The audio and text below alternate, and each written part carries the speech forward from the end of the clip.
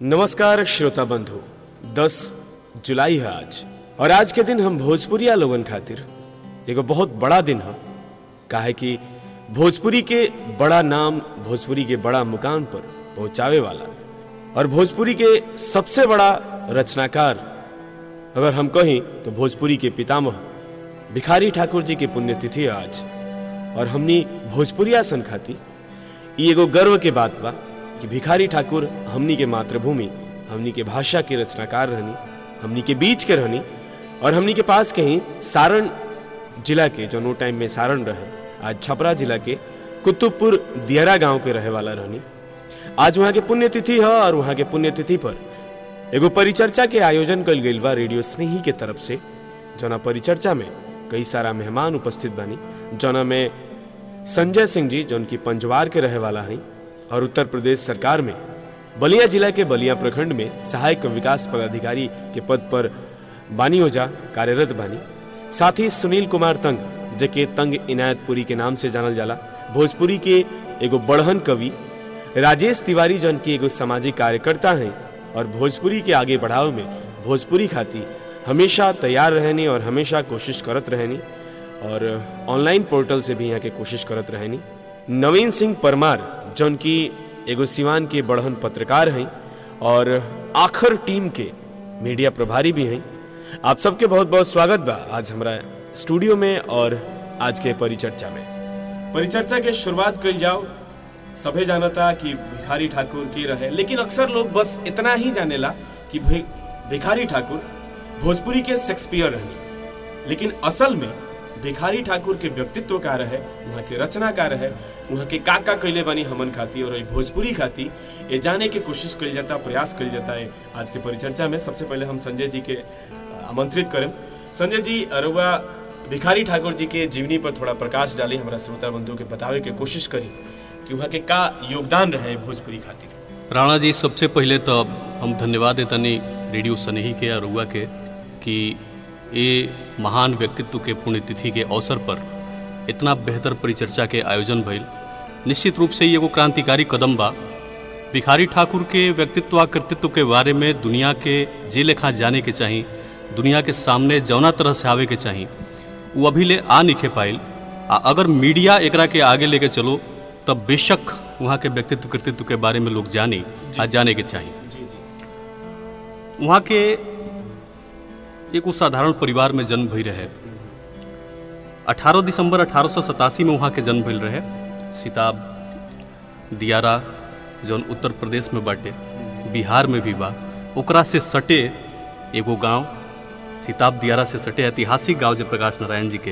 हालांकि जयप्रकाश नारायण के जन्म बाद में भइल, लेकिन वहाँ के भी देश के एगो नया दिशा में ले गई। ओकरा पहले, बहुत पहले ओकरा से सटे कुतुबपुर दियारा, उहो एगो दियारा रहे जहाँ जन्म भई रहे भिखारी ठाकुर के। जी। एगो सांस्कृतिक परिवर्तन के शुरुआत वहाँ से भई रहे।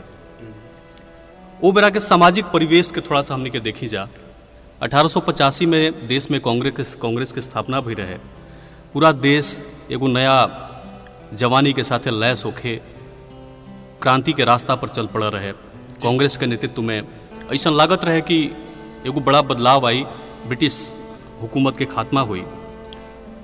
वो दौर में भिखारी ठाकुर घर के अंदर स्त्री के व्यथा के, घर के अंदर चल रहल अलग अलग सदस्य के मन के कोलाहल के, समाज में जौन विसंगति रहे ओकरा के, पूरा बड़ा फलक पर जौन कुरीति रहे ओकरा के बहुत ध्यान से देखने, आई सब देख के वहाँ के अपन कलम उठौनी। बहुत लंबा संघर्ष भी वहाँ के रहे। आरंभ में वहाँ के पिताजी छुरी कैंची जौन परंपरागत पेशा रहे, वहाँ के थमा देनी छुरा कैंची हजामत बनावे खातिर, लेकिन ये पेशा में वहाँ के मन ना लागत रहे। एगो पलायन के दर्द वहाँ के खुद झेलले रहनी। जब वहाँ के तीसरा ब्याह भइल, पहला पत्नी के निधन बहुत कम उम्र में हो गई रहे, दूसरा पत्नी के निधन भी जल्दिए हो गई, तीसरा ब्याह भइल, लड़का भइल, तो वहाँ के पत्नी कहली कि अब एजा से पलायन करके कहीं बाहर रुआ जाई या ओजा से कुछ ना कुछ अर्जित करी परिवार चलावे के बाटे। तो वहाँ के बाहर गईनी, खड़गपुर गईनी, ओजा से कलकत्ता गईनी, और वहाँ जाके 2-3 गो चीज़ देखनी, रामलीला देखनी, नाटक देखनी। आई सब देख के भीतर के जौन कलाकार रहे वो कलाकार बाहर आवे खातिर बेचैन होखे लागल। ओजा से घूम फिर के जब फिर वापस यहाँ के गाँवे आईनी, एगो न्योता पे ठावे के रहे एक जगह जी। वो न्योता लेके यहाँ के गईनी, जरा यहाँ न्योता देहनी रात के विश्राम करे के रहे। आ ओजा बहुत ध्यान से एगो प्रवचन के कार्यक्रम चलत रहे वहाँ के देखनी। वो प्रवचन से यहाँ के दिमाग पर, यहाँ के मानस पटल पर बहुत बड़ा असर पड़ल। साथे साथे रामलीला के भी कार्यक्रम रहे। पूरा रामलीला के वो कथानक, पूरा कहानी यहाँ के जीवन में एगो क्रांतिकारी बदलाव ले आई। गाँवे आके, कुतुबपुर दियारा आके जब अपना मित्र मंडली में वो पूरा कथा के चर्चा कैनी तो लोग कहल कि हमनियों के कर सकतनी जा का। यहाँ के कहनी कि बेशक ई काम एहू जा हो सकेला। आ फिर एगो टीम बनल। शुरुआत में वो टीम रामलीला करे खातिर बनल। रामलीला कैसहू पार भइल, लेकिन जब मंचन भइला के बाद ओकर मूल्यांकन होखे लागल तो जौना कलाकार लोग में प्रतिभा रहे, क्षमता रहे, ओकरा के बहुत ध्यान से लोग देखल, समझल, सुनल। भिखारी ठाकुर के मन में ये बात बैठल कि हमरा कोनो ना कोनो ऐसा माध्यम चुने के चाहिए जौना में स्थायित्व होखे। रामलीला में स्थायित्व नहीं है। हम अपन बात कहे के ऐसा माध्यम चुनी जौन लगातार हर समय चलत रहो। तब वहाँ के निर्णय लेनी कि हमरा एगो नाच मंडली बनावे के चाहिए जी। फिर एगो सपोर्ट मिलल। उहे नाच मंडली जौन परिवर्तन कैलस अपना प्रस्तुतियन के माध्यम से आज के समाज, न सिर्फ भोजपुरिया समाज बल्कि पूरा हिंदी पट्टी ओकरा के स्वीकारता। आ जौनों में कथ्य आ भाव रहे ओकर कैनवस बहुत बड़ बा। पलायन के दर्द, स्त्री पुरुष के संबंध, विछोह मिलन के स्थिति, हर्ष विषाद, इस सारा दुख दर्द, इस सारा भावना जौना संवेदनशीलता के साथे वहाँ के अपना साहित्य में प्रकट कैले बानी, ओकर कोनो जोड़ नहीं है, ओकर कोनो सानी नहीं है। एक चीज और आवेला, हम रउआ पास आए, रउआ से और बातचीत करें। फिलहाल हमनी के साथे बानी, हमनी के परिचर्चा में सुनील कुमार तंग, जिके तंग इनायतपुरी के नाम से जाना जाला, एगो बहुत बड़ा रचनाकार हैं और भोजपुरी के जानल मानल रचनाकार हैं। यहाँ के विदेश में भी जाके अपन प्रोग्राम दिले बानी, भोजपुरी के प्रस्तुति दिले बानी। तो अब हम चलें तंग इनायतपुरी जी के पास। एगो भोजपुरी के कवि, एगो मशहूर शायर का सोचता भोजपुरी के बारे में और भिखारी ठाकुर के बारे में? देखल जाए, भिखारी ठाकुर जी के विषय में सोचे के पहले वहाँ के दोनों स्वरूप पर हमने का ध्यान देवे के चाहिए। वहाँ के साहित्यिक का सोच रहे, साहित्य में वहाँ के अपना के कहाँ पहुँचौनी, आ सामाजिक विचारधारा वहाँ के कार्य है जी। हम इहो स्वीकार करतनी कि दोनों के कहीं ना कहीं आपस में रिश्ता होला। बाकी ओकरा के गहन दृष्टि अगर डालल जाए ऊपर जी, तो ये महसूस कल जाए आज के समय में बड़का बड़का सिनेमा बनत रहे सन। आ वो सिनेमा में केहू डायलॉग लिखेला जी, केहू के कहानी होला, केहू गीत लिखेला, केहू धुन बनावेला, आ ऊपर केहू अभिनय करेला जी। लेकिन वो कोइसन व्यक्तित्व रहे जे कहानी अपना घर आंगन से खोजलस, वो कहानी के खुद डायलॉग लिखलस जी, ओकर मंचन कैलस, ओमे कौन गीत होखे के चाही, कौन गीत गवाए के चाही, आ कौना धुन में गावे के चाही। ये सब काम अगर एगो व्यक्ति अकेले करता तो हमनी का स्वीकार करे के चाही जे वो एगो युग पुरुष है। ये अकेला के काम ना हो आज के दौर में।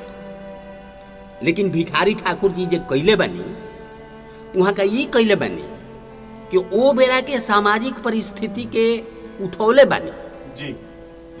वहाँ के जौवन रउआ नाटक देखी, जवन गीत सुनी तो उनमें पूरा तरह भोजपुरी के आत्मा या भोजपुरिया क्षेत्र के आत्मा दोनों शामिल बा। जी जैसे कि बटोहिया से जौना बेरा भिखारी ठाकुर जी जो ओकर नायिका बिया उ जौन कहतिया कि आँखवा तो हुए जैसे अमवा के फंकिया कि गलिया तो हुए गुलना रहो बटोहिया। आम के फांक के रउआ ध्यान से देखी तो आज तकले हर भाषा में कोनो कभी आंख में झील देखले, केहू समुंदर देखल, लेकिन आंख के स्वरूप आयाम के फांक के स्वरूप ऐसन उपमा बहुत कम मिली, बल्कि ना मिली। ई भोजपुरी के शेक्सपियर जेकरा के रउआ कहतनी वो शेक्सपियर से कतना आगे बढ़े एकरा के महसूस कइल जा सकता। जी जी जब सौंदर्यता के वर्णन वहां का करतनी त केस के वर्णन करे खातिर एको बेरा नहीं कहले जे ई केस ओकर लम्बा रहे। मोचिया बैठल धनी मने मने समझे कि भूइया लोटेला लामी केसरे विदेशिया बटोहिया। ये अपने आप में ई कथ्य साबित कर रहल बा कि वहां का जे बानी से केस के कतना लंबा देखावे के चाहतनी, ई कवित्व शक्ति हो वहां के। जी जब रउआ वहां के सब नाटकन के देखे बा में के डायलॉग पढ़े तो बुझाई जे वहां के कोनो बात कहे के ढंग भोजपुरिया अंदाज में कैसे बा। जब श्रृंगार के पक्ष में जाए रहुआ तो शायद एकरो जवाब ना मिली जौना बेरा भोजपुरी के शेक्सपियर जेकरा के हमनी का कहतनी भिखारी ठाकुर जी जौना बेरा ई कहतनी कि गांव के पश्चिम एक छवरी पे गते गते नवही के गोल खेत घास गढ़े जात बा आ एक सखी कहे कादू दोसरा से हंसी हंसी रतिये के बात कछु आपुसे में होत बा। इस श्रृंगार के पराकाष्ठा, इस श्रृंगार के स्वरूप हो।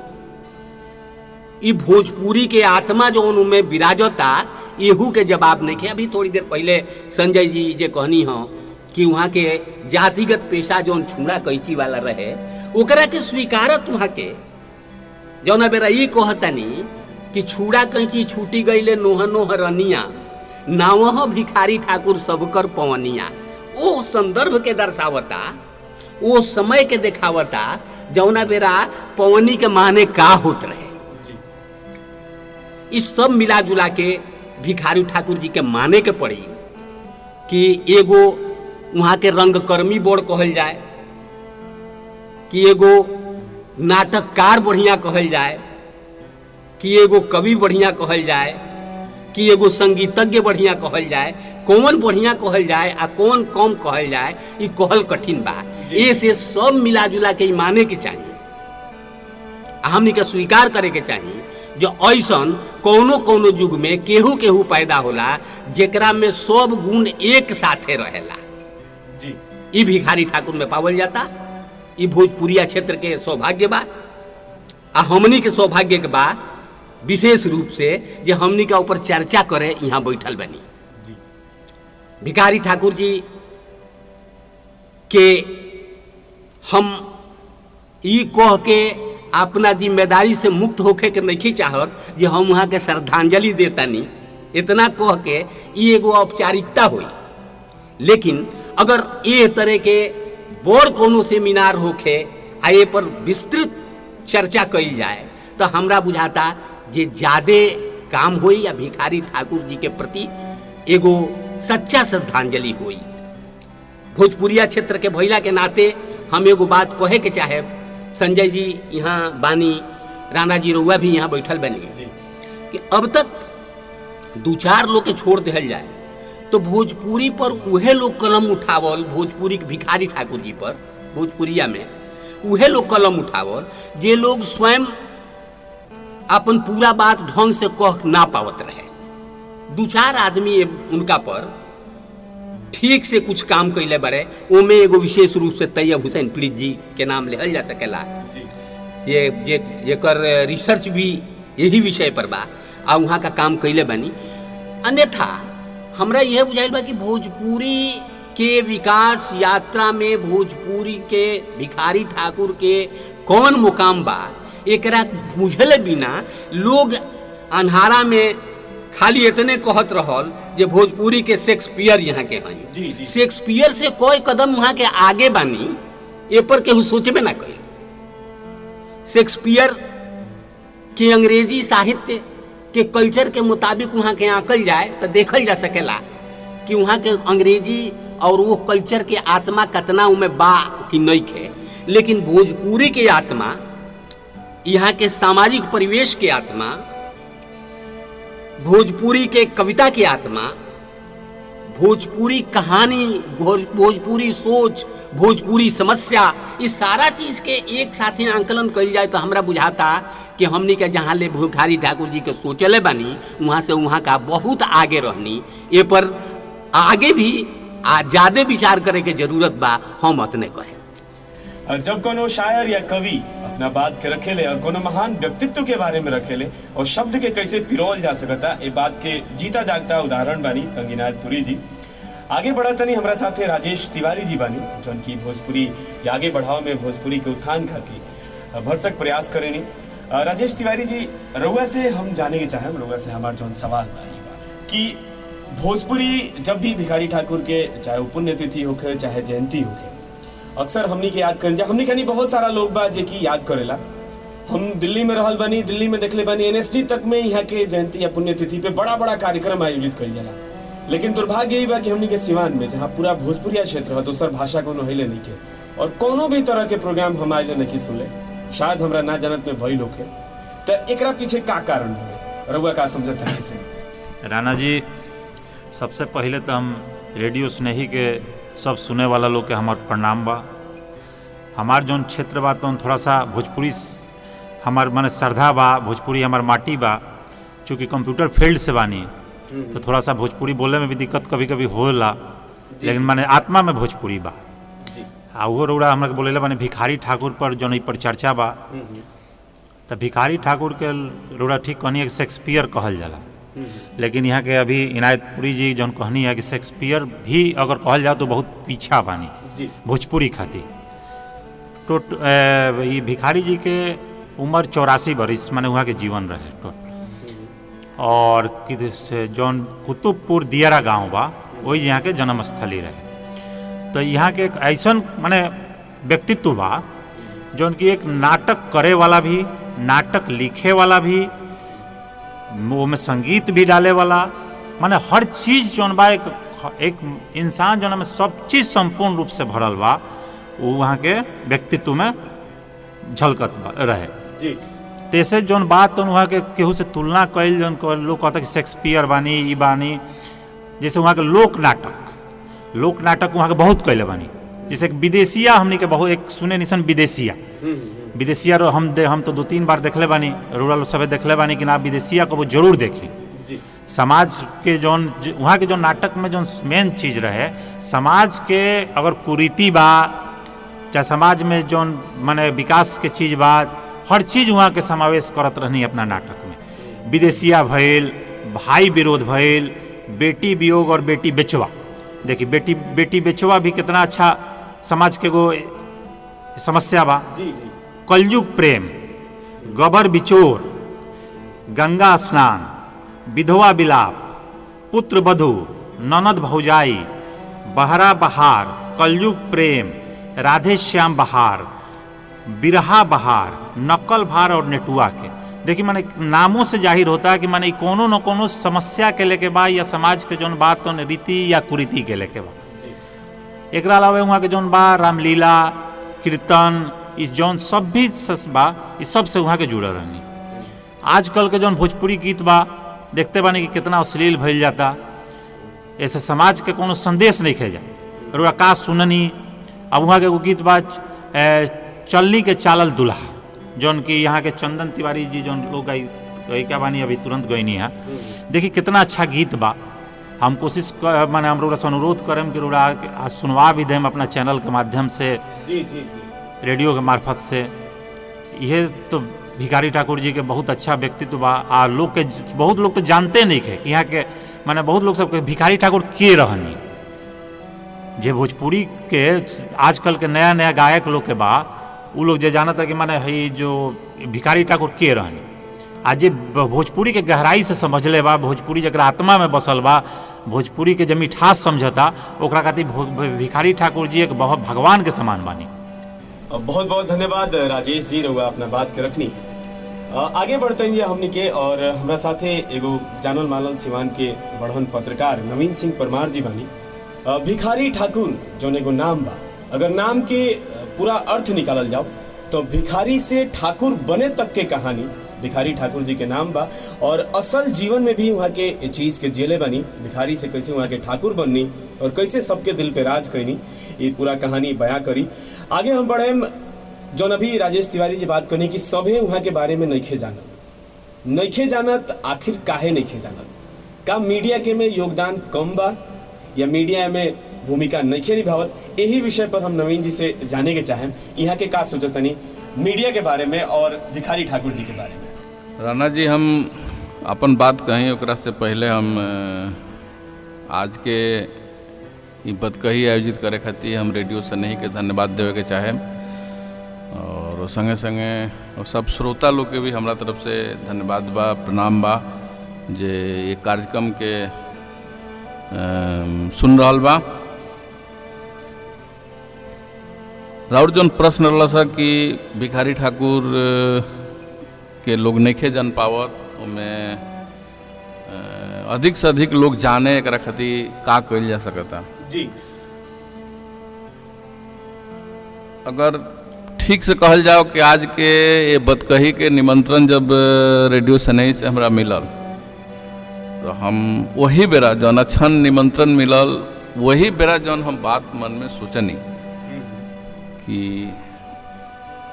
ये अवसर के किंग हमरा भुना लेवे के बा जी।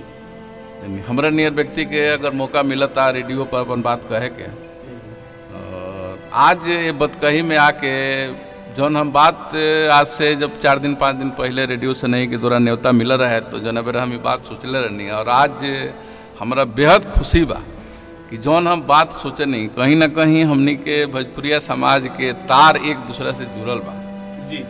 और जौन हम बात हमरा मन में पहलका हाली आई रहे कि हमरा ये बात जाके रेडियो सनही के मंच से कहे के बा और हमरा कहे से पहले हमनी के बड़ भाई तंग इनायत पुरी जी वो बात के शुरुआत कर चुकल बनी जौन बात हम कहे वाला बनी जी जी। कि जब भी भिखारी ठाकुर और भोजपुरी के चर्चा होला तो लोग कहेला कि भिखारी ठाकुर भोजपुरी के शेक्सपियर रहे। हम ये बात के विरोध करते नहीं, हम तंग इनायत पुरी जी के बात के एक कदम और आगे बढ़ाते हुए जी कि शेक्सपियर और भिखारी ठाकुर में कोनो कल्पने नहीं कल जा, तुलना नहीं कल जा सकता। दोनों लोग के अलग अलग अगर ठीक से आकलन कल जा, हमार जहाँ तक ले अपन अध्ययन बा तो शेक्सपियर बहुत पीछे रहे भिखारी ठाकुर से। अगर हमरा कहे के बा, परिचय देवे के बा, हम रोड़ों से आग्रह करें और पूरा अपना भोजपुरिया समाज से जे भी भोजपुरी के लोग भिखारी ठाकुर के बारे में चर्चा करता तो कम से कम आज भिखारी ठाकुर जी के पुण्य तिथि पर ही संकल्प लेवे कि कम से कम ये कहल बंद करे कि भिखारी ठाकुर भोजपुरी के शेक्सपियर रहे। हमरा ये कहे के चाहिए कि शेक्सपियर अंग्रेजी के भिखारी ठाकुर रहे। हमरा अगर भिखारी ठाकुर के तुलना के उसे करे के बाद तो हम कालिदास से तुलना करें, हम शेक्सपियर से काहे तुलना करें? ये अपना देश में एगो परंपरा बन गई बा कि कोनो चीज के अगर महत्व बढ़ावे के बाद विदेश के कोनो चीज से जोड़ दिया जाओ। विदेश में मान्यता, अमेरिका के नासा अगर कोनो प्रयोग के कोनो वैज्ञानिक प्रयोग के मान्यता दे देता तो मानल जाला कि बहुत अच्छा बा, भले वो भारत में वो से अच्छा प्रयोग भइल होके जी। तो मन के अंदर ये जो गुलामी के मानसिकता बा, पश्चिम के संगे चले के मानसिकता बा, ये मानसिकता के पहले तूरे के पड़ी। अब भिखारी ठाकुर जी अपना रचना के माध्यम से, अपना अभिनय के माध्यम से, अपना प्रस्तुति के माध्यम से वो समय के तथाकथित जितना भी नाटककार रहे लोग, जितना भी कार्यक्रम देवे वाला सब लोग से ऊपर रहे। तो हमार पहिलका अपील और हमार अपील ना तंग इनायतपुरी जी का अपील के संगे संगे हम अपन अपील भी जोड़ता नहीं कि भिखारी ठाकुर के अगर पहचान बतावे के बाद तो हमनी के कहीं सन के भिखारी ठाकुर भोजपुरी के कालिदास रहनी, भिखारी ठाकुर तुलसीदास रहनी। जगह तुलसीदास के रामचरितमानस अगर हमनी के पढ़ता सन तो में श्रृंगार भी मिली, वियोग भी मिली, उनमें पलायन के भी बात बा, उनमें विद्रोह भी बा, भाई के भाई में विद्रोह। एमें तो भिखारी ठाकुर जैसे तुलसीदास जी एगो संपूर्ण रचना प्रस्तुत कैले रामचरितमानस लिख के, वहीं भिखारी ठाकुर जी भोजपुरी में अपना रचना के माध्यम से वो सब चीज प्रस्तुत कैले जौन एगो जौन चीज हो सकता हमने के कल्पना कर सकता नहीं। तो ये हमारे एगो आग्रह। दूसर का बात कि मीडिया राजेश जी से भी रो पूछनी हमरो से बात कहते नहीं कि कार्यक्रम अधिक से अधिक लोग, तो शुरुआत तो हो ही गई बा। राणा जी राव रेडियो के माध्यम से, रौरा माध्यम से हो सकता है कि हमारा लगता है कि शायद पहिलका परिचर्चा हो रहा बा। जी जी।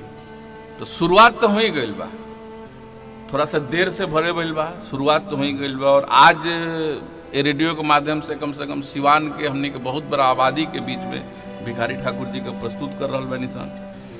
बहुत सारा आज गीत बजौनी है जन भिखारी ठाकुर से जुड़ल बा। समाज के वो वर्ग जन भिखारी ठाकुर के बारे में आज तक ले खाली नाम सुनले हुई, आज निश्चित रूप से आज भिखारी ठाकुर के जान जाई। तो अगला बार एगो शुरुआत हो गई बा। और ये मीडिया के ही, रेडियो से नहीं, मीडिया के एगो पार्ट है, मीडिया के एगो भूमिका बा भिखारी ठाकुर जी के प्रस्तुत करे में। और हमारी शुभकामना रही कि आवे वाला जौन उनका जन्मदिन आओ दिसंबर में, या फिर अगला पुण्यतिथि पर जब भी हमने के कबो इकट्ठा हो के सन, तो एगो बड़ा कार्यक्रम हुई सिवान में। सिवान के गांव में लोग भिखारी ठाकुर के जानी और शुरुआत हो गई बा। एक खातिर रेडियो से नहीं और राणा जी वो कार्यक्रम का संचालन करते रही। बहुत बहुत धन्यवाद। बहुत बहुत धन्यवाद नवीन भैया, रोगा काफ़ी खूबसूरती से बताई। हम चलते नहीं अब संजय जी के लगे, जो कि भोजपुरी के आगे बढ़ावे में यहाँ के प्रयास आज से नहीं किए, बहुत साल पहले से यहाँ लोग शुरुआत कर दिल बानी लोग और कोशिश में लागल बानी लोग। और हर साल भोजपुरी के आगे बढ़ावे खातिर, भोजपुरी से जौन फुहरता बा ओकरा के निकाले खातिर, भोजपुरी के अपन जौन असल पहचान मिले के चाहिए पूरा देश में, ओकरा के दिलावे खातिर कोशिश मानी लो। संजय जी, अगला सवाल जौन रुआ से बा हमारी बा कि इतना बड़ व्यक्तित्व के बाद भी अधिकांश जौन भोजपुरिया लोग बा वहाँ के नाम और काम से अनजान बाटे, तो एकरा पीछे आखिर कारण बा का? राणा जी बहुत अच्छा सवाल के लिए बनी रुआ। आदमी केहू के बारे में कैसे जानेला, अगर एकरा के ध्यान से देखल जाओ, जानल जाओ, समाजीकरण के वो प्रक्रिया होला जौना में आदमी सीखेला। आई प्रक्रिया महतारी के गर्भ से शुरू हो जाला। बच्चा जन्म लेला, समाज में आगे बढ़ेला, परिवार में पहले सीखेला, पड़ोस में सीखेला, स्कूल में सीखेला, और बड़ा होला तो अपना मित्र लोगन के समूह में सीखेला, और बड़ा होला स्कूल कॉलेज में सीखेला, और बड़ा हुई तो एकेडमिक्स, रिसर्च, सेमिनार, वर्कशॉप, ये सब चीज़न से वो सीखेला जी। यही दौरान वो जानेला अपना देश के महान लोगन के बारे में, प्रमुख संकल्पना जौन बाड़ी सब पूरा वैश्विक स्तर पर, सामाजिक, राजनीतिक, वैज्ञानिक, ये सब के बारे में। हमनी के भोजपुरिया क्षेत्र के समाज के बच्चा जब जन्म लेता, स्कूल में जब वो पढ़े जाता, ओकरा पहले हमनी के पूरा ट्रेंड हो गई बा। आज जरूरत भी बाटे बात के, ऐसे इनकार नहीं कल जा सकत, भौतिकवादी युग बा। अब बच्चा जब जन्म लेता तो ओकरा साथे उम्मीद के, आशा के बहुत बड़ा बोझ ओकरा कपार पर लाद दिया था जी जी। यही परिवेश में वो बड़ होता। बच्चा थोड़ा सा बड़ होता, ओकरा से अपेक्षा कल जाता कि अपना के भविष्य के अनुरूप तैयार करे। ये कोशिश में वो अंग्रेजी सीखता, ये कोशिश में वो हिंदी सीखता, ये कोशिश में नया विषय, नया चीज, नया संकल्पना सीखता जानता। परिवार इहे सीखे खातिर ओकरा के प्रोत्साहित करता जी। स्कूल में अगर वो गलती से भी भोजपुरी में संवाद बोलस, मान ली टीचर पूछले मुगल वंश के संस्थापक के रहे, एकरा के हिंदी में पूछले या अंग्रेजी में पूछले, वाज द फाउंडर ऑफ मुगल डायनेसिटी, या मुगल वंश के संस्थापक कौन थे, जी लड़का कहलस कि हम ही जानत नहीं कि मुगल वंश के संस्थापक बाबर रहले। अभी जौन ट्रेंड बा, एटीट्यूड बा, एकदम सच्चाई बा। टीचर सुन के खुश ना हुई है, जी जी वो जवाब सही दिले बा, लेकिन ओकरा जवाब देवे के माध्यम, संप्रेषण के माध्यम भोजपुरी बा, तो शिक्षक के मन में हीन भावना आ जाए। एक बार हम अभी आज से शायद 15 या 20 दिन पहले गए रहनी एगो गांव में, एगो इंग्लिश की कोचिंग रहे और वहाँ बड़ा बड़ा शब्द में बाहर ही लिखा रहे, please don't use Bhojpuri in campus. देखिए जितना शैक्षिक संस्थान बड़े सब जी प्राइवेट शैक्षिक संस्थान, अभी जब हमनी के देश गुलाम रहे तो बड़ा बड़ा जौन भी सभा कक्ष रहे या क्लब वगैरह रहे, ओजा वो बोर्ड लटका के अंग्रेज लोग लटका दे कि एजा भारतीय आ कुत्ता लोग के आवल मनाबा, जी जी माने भारत के लोग आ कुत्ता एक श्रेणी में रहे।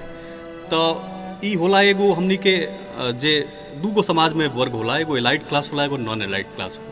अंग्रेज जब एजा आइल तो वो अपना के विशेष वर्ग के रूप में घोषित करे खातिर आपन अलग रीति रिवाज, आपन अलग कल्चर, आपन अलग भाषा, आपन अलग संस्कृति आप बाकी लोग के इग्नोर कैलस। जी नीचे जे रहेला एम एन श्रीवास एगो बहुत बड़ा थिंकर बने, वो एगो कंसेप्ट दिले बने संस्कृताइजेशन। वो कहले बने कि नीचे के तबका जौन होला नॉन एलाइट, वो एलाइट क्लास के रीति रिवाज, एलाइट क्लास के बोली, एलाइट क्लास के भाषा, इस सब के नकल करे के चाहेला, अनुकरण करे के चाहेला।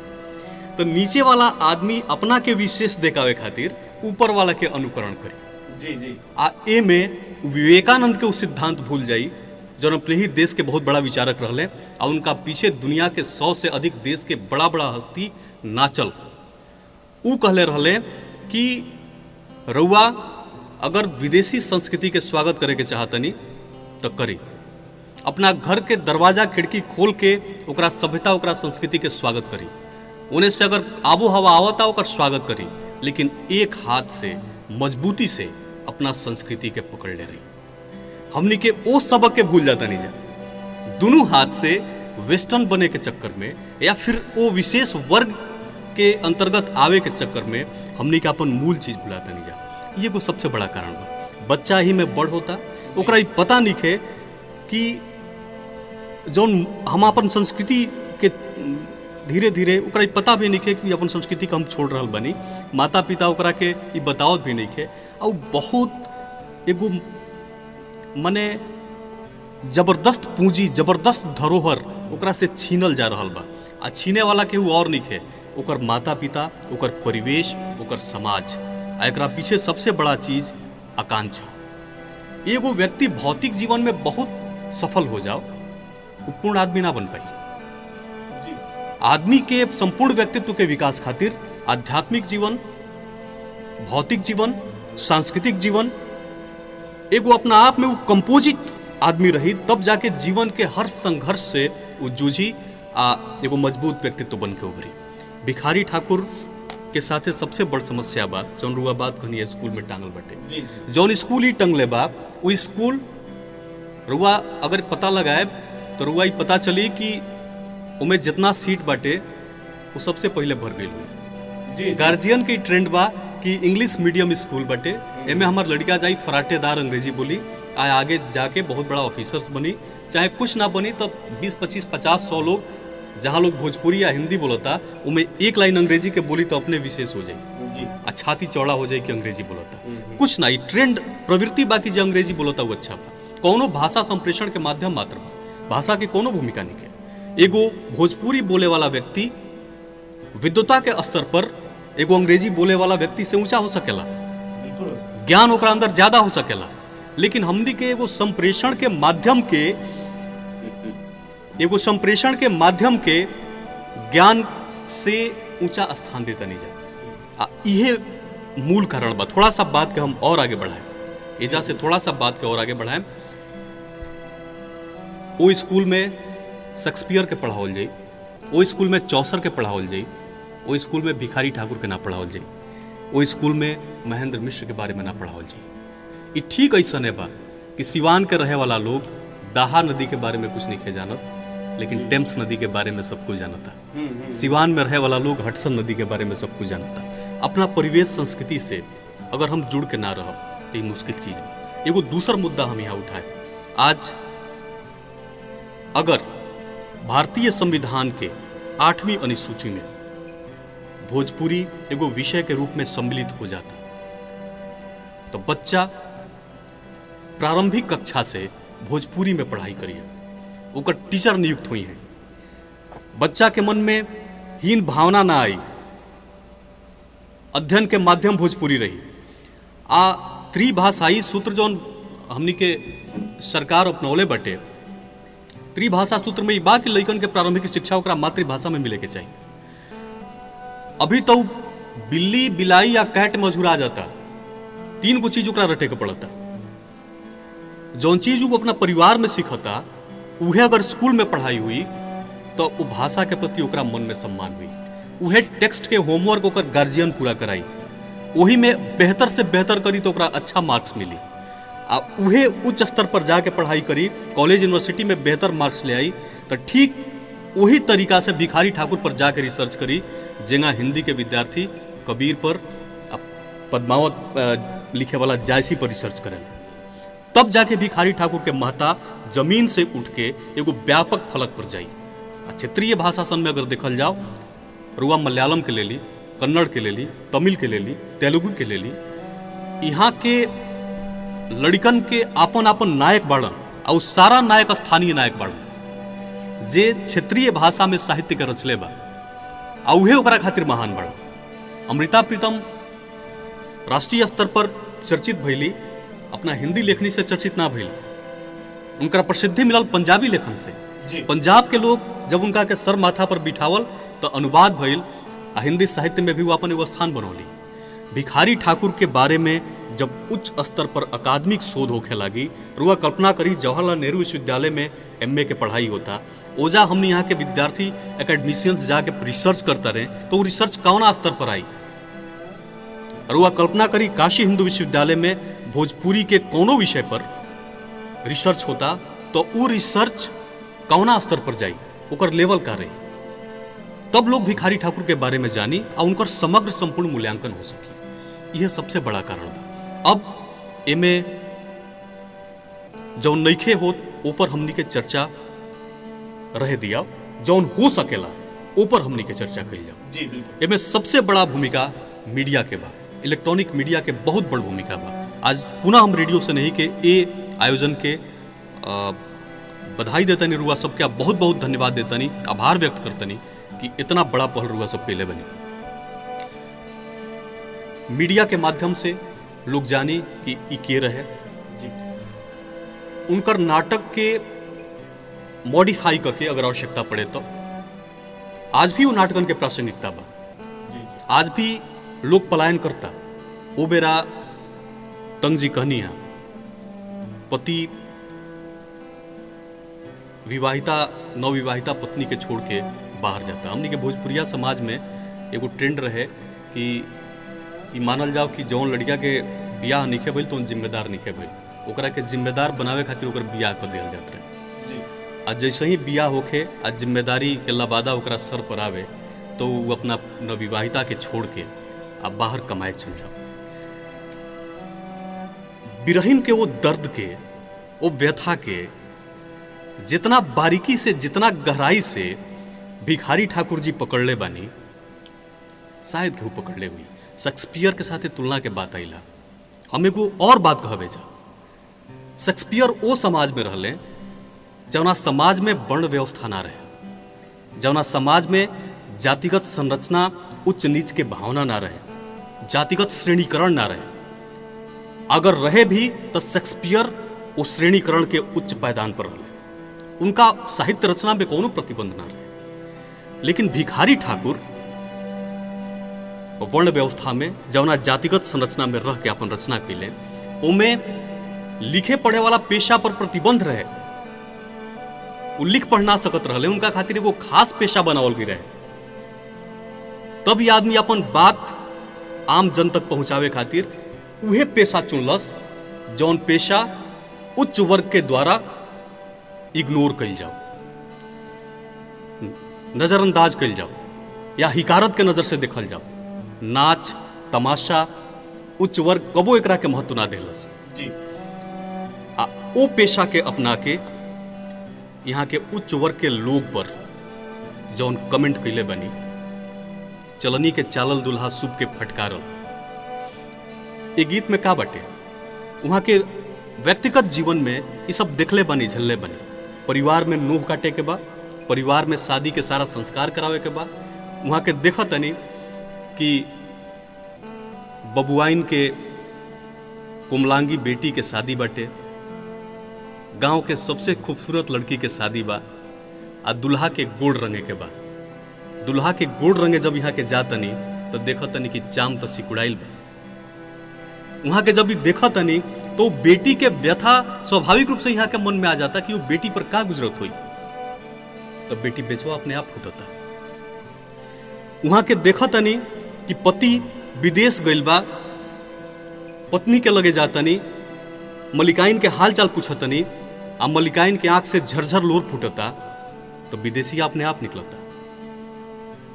वहां के देखा तनी कि घर में एगो वृद्ध औरत जातिया, आ 2-3 भाई के पत्नी लोग के भीतर के डबल इच्छा के जगावतिया, डबल कुंठा के जगावतिया, आ 2-3 भाई के घर फोड़ देतिया, तो भाई विरोध अपने आप निकल जाता।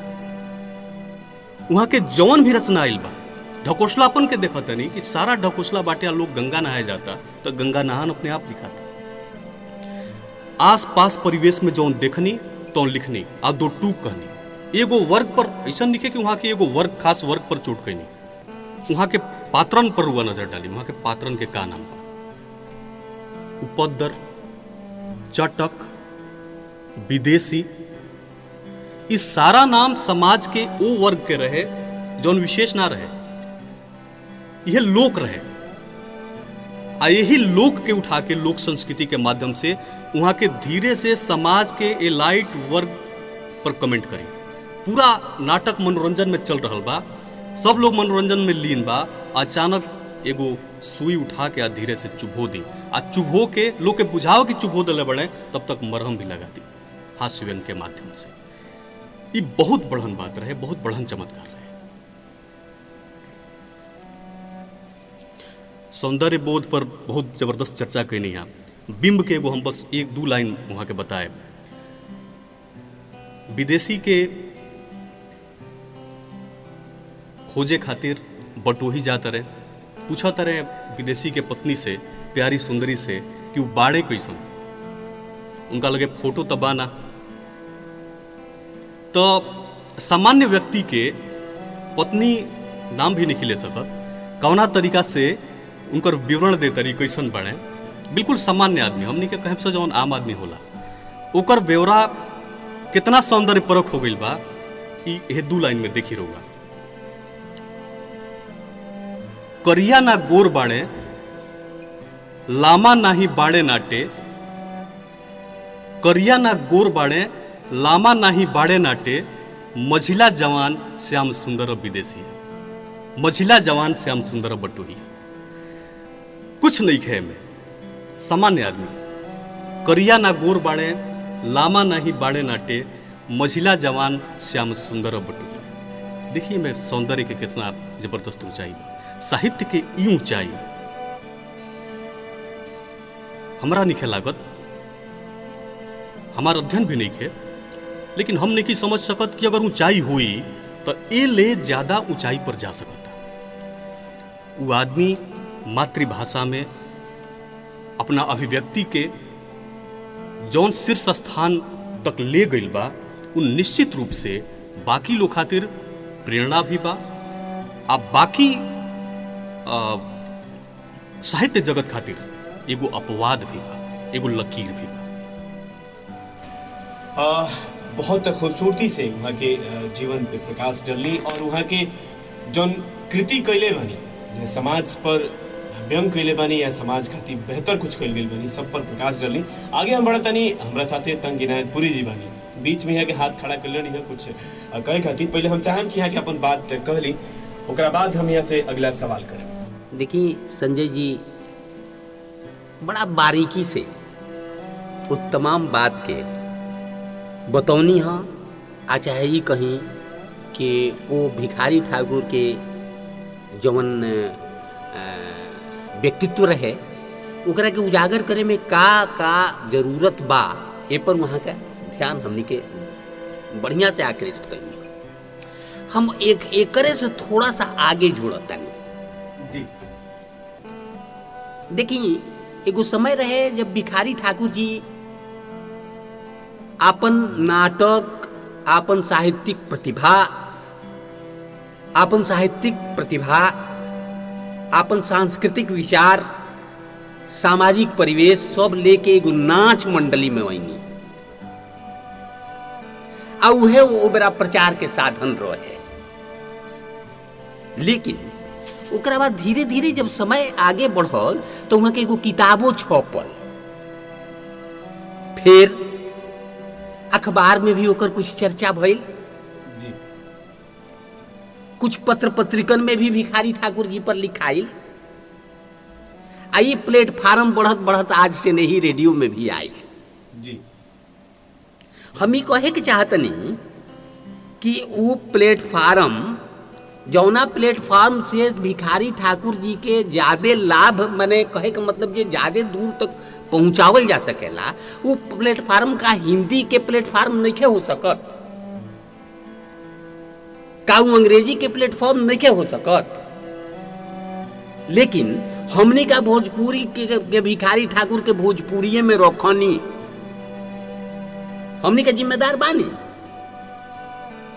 विवेकी राय जैसन समीक्षक हिंदी से भोजपुरी में वहां कहनी, जी ओकर लाभ लेहल जा सकत रहे। लेकिन हमने का एगो मन में ई बात बा जे ना, हम भोजपुरिया हई तो हम अपना के भोजपुरिये में राखे। शेक्सपियर के जे अंग्रेजी नइखे पढ़ले वो जाने लनू, जे अंग्रेजी नइखे जे उर्दू में बा वो शेक्सपियर के जाने लनू, काहे भिखारी ठाकुर के ना जाने? या तो भोजपुरिया लोग हिंदी के प्लेटफार्म के आ अंग्रेजी के प्लेटफार्म के अछूत बुझल, या अंग्रेजी या हिंदी के प्लेटफार्म वाला लोग भोजपुरी के प्लेटफार्म के अछूत बुझल। जी लेकिन यू काम जौन होखे के चाहत रहे, जौन हिंदी के आलेख के माध्यम से पहुंचावल जा सकत रहे, जौन अंग्रेजी के आर्टिकल के माध्यम से पहुंचावल जा सकत रहे भिखारी ठाकुर जी के, हमनी का तमाम सुविधा रहला के बावजूद कहनी का तो भोजपुरी के भोजपुरिये में रखनी, बांध के रखनी। एगो चार दीवारी के बीच में घेराइल वहां के रख गई। रउआ हम रउआ के याद दिवावे के चाहतनी जे कभी प्रेमचंद जी उर्दू के लेखक रहनी। एगो उर्दू के लेखक के रूप में प्रेमचंद जी के जानल जात रहे, लेकिन जब अपना विचारधारा के कैनवस के वहां के बढ़ावे के भइल तो गोदान वहां के हिंदी में लेके भइल, गबन के हिंदी में लिखल। तो भिखारी ठाकुर जी ठीक बा जो वहां का हिंदी आ अंग्रेजी ना पढ़ले रहनी, लेकिन अंग्रेजी या हिंदी वाला लोग जब काम करे खातिर गइल तो वो काहे ना ओकरा के हिंदी के प्लेटफार्म पर हमनी का भिखारी ठाकुर जी के भेजनी, काहे अंग्रेजी के प्लेटफार्म पर ना भेजनी। आजो हमनी के सोच में ये बात नहीं खे। हमनी का एक बार अपन समीक्षा फेर करे के चाहिए। जी बिल्कुल। आइए समीक्षा के माध्यम से हमनी के सोचे के चाहिए जे हमनी के जहाँ ये प्रयास होखे, ये प्रयास बा जे भोजपुरी में हम बोलला से हमार कोनो हीन भावना नइखे होत, तो एहू में कोनो हीन भावना नइखे कि हमनी का भिखारी ठाकुर के विचार के, भिखारी ठाकुर के सोच के, भिखारी ठाकुर पर लिखल आर्टिकल के अंग्रेजी में, अंग्रेजी वाला लोग तक पहुंचाई, हिंदी के माध्यम से हिंदी वाला लोग तक पहुंचाई। ये तो माने के पड़ी जे अगर हम भोजपुरी के भोजपुरिये में राखेब तो वहाँ के भोजपुरिये क्षेत्र में नु रहेब। अगर हमरा ओकरा के पहुँचावे के बा भिखारी ठाकुर के तो ठीक बा कि वहाँ के भोजपुरी के रहनी, लेकिन वहाँ के अगर हमनी के चाहत आनी के राष्ट्रीय स्तर पर, अंतर्राष्ट्रीय स्तर पर भिखारी ठाकुर जी पर या भोजपुरी के विचारधारा के समग्र रूप से पहुँचावे के बा तो हमनी का ये प्रयास करे के चाहिए। हम एगो बात और संजय जी याद दिवावतनी कि एगो समय रहे जे एगो सारिका पत्रिका निकलत रहे, कमलेश्वर जी ओकर संपादक रहनी। वहाँ का बार बार हर एक दूसरा अंक के बाद कभी मराठी के हिंदी में अनुवाद करके छपनी, कभी तेलुगु के हिंदी में अनुवाद करके छपनी।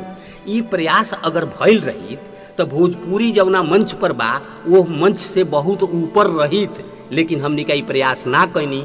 खाली हमने के इतने सोचत रहनी जे एकर राजनीतिक स्वरूप का हो सकेला।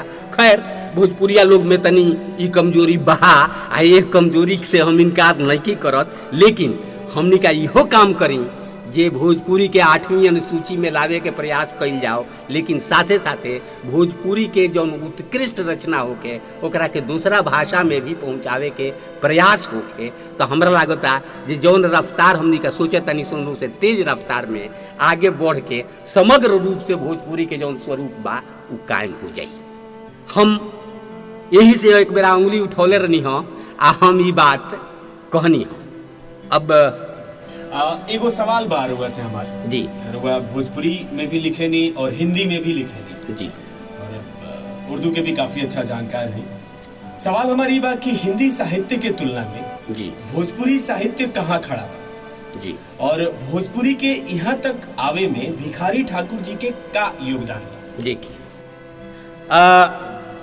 बहुत अच्छा सवाल अपने पूछनी हो। हिंदी आ भोजपुरी, हिंदी एगो औपचारिक भाषा हो। हिंदी के एगो औपचारिक भाषा के रूप में लेवे के चाहिए जी। हिंदी एक सदी में बनावल भाषा है, जबकि भोजपुरी के इतिहास रुआ खोजे लागे तो बहुत लंबा बा जी। हमरा याद बा कि उहो दिन हमरा याद बा जौना बेरा बहुत सारा फारसी के शब्द भोजपुरी में मिलत रहे। धीरे धीरे वो कम भइल। ये से जे जब फारसी लोप होखे लागल तो वो शब्द कहाँ से रह पाई। जैसे हमरा घरे, हमरा गाँव में छोट छोट बात में लोग कहे जे हमरा के इतना अहमक मत बूझी। अहमक माने बेवकूफ। हमरा के जेर बार मत करी, माने हमरा के ऊपर नीचे मत करी। जेर आ जबर से जेर बार भइल बा, जौन भोजपुरी में अपभ्रंश होके जेर बार भइल रहे। तो ई मिला जुला के माने के पड़ी कि भोजपुरी एगो औपचारिक भाषा ना हो, बल्कि कहाँ से एकर शुरुआत भइल बा कहल कठिन बा। एगो मूल भाषा हो जौना में धीरे धीरे बहुत सारा चीज मिलल आ बहुत सारा चीज घटल। जबकि हिंदी के अगर इतिहास जाने के चाहे तो 150 से 200 बरिस के भीतर में सब समाप्त हो जाई। अब माने के पड़ी जे इहो कुछ अवधि से लहलस, कुछ अलग अलग जगह से आई। तो ऐसे भोजपुरी उर्दू के करीब रहल बा आ भोजपुरी के कवित्व क्षमता आजो हिंदी से बहुत आगे बा। आजो जौन एगो गजल के स्वरूप जौन उर्दू में लिखाला वो सीधे सीधे आयातित भइल बा भोजपुरी में। उ स्वरूप हिंदी में नहीं आ सकल।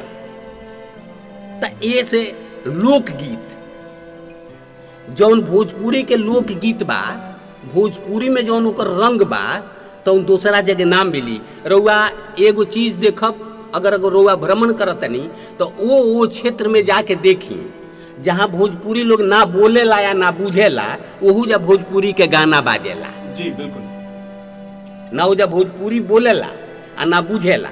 अभी कुछ दिन पहले के बात हो कि मध्य प्रदेश के एगो शहर में जहाँ हिंदी छोड़ के भोजपुरी कोई ना जानेला, एगो गाड़ी में हम जात रहनी तो एगो ड्राइवर एगो भोजपुरी के गाना बजावत रहे।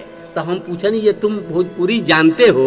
तो कहले ये भोजपुरी नहीं जानते हैं, लेकिन ये गाना अच्छा लगता है। एक माने ये भइल कि जौन कवित्व क्षमता बा वो भोजपुरी में बहुत भाषा से बहुत आगे बा। ऐसे ये औपचारिक भाषा ना हो।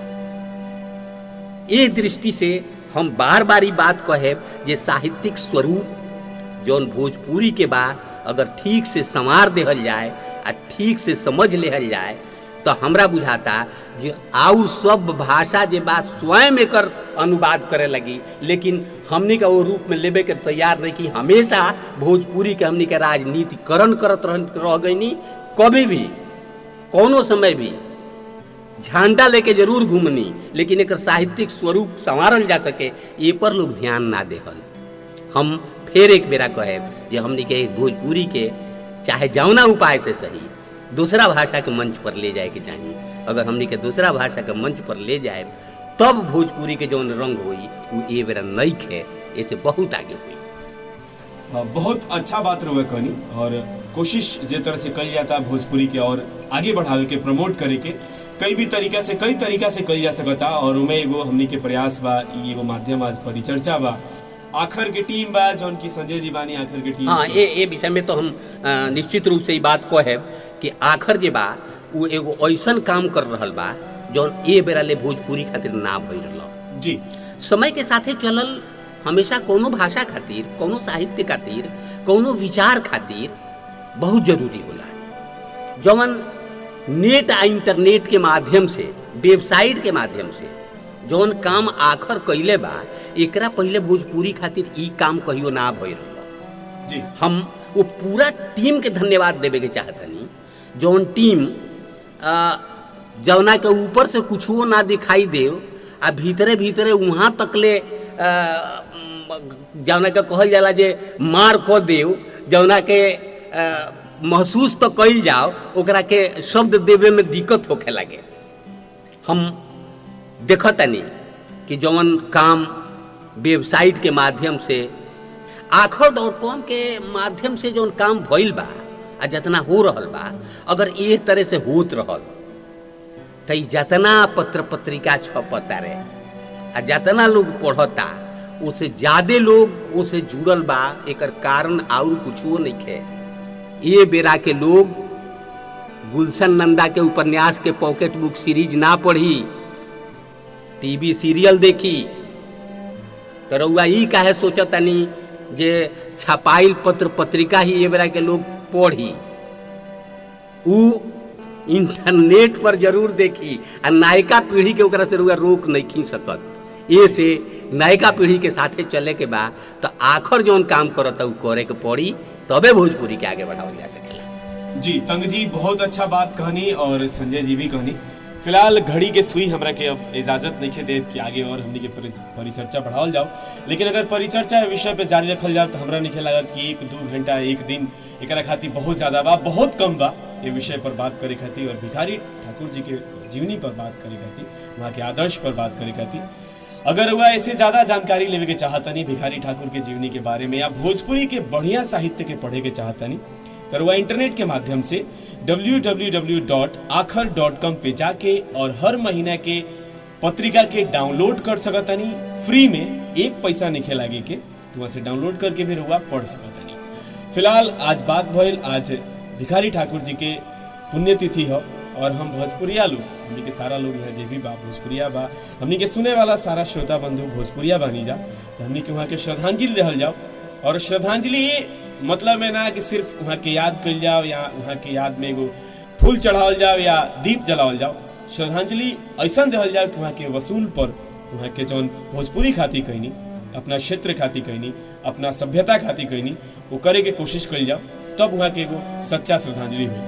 आप सब हमनी के स्टूडियो में नहीं आज परिचर्चा भइल, संजय जी, सुनील कुमार तंग यानी कि तंग इनायतपुरी जी, राजेश तिवारी जी और नवीन सिंह परमार जी, आप सबके बहुत बहुत धन्यवाद एक परिचर्चा महिला खातिर।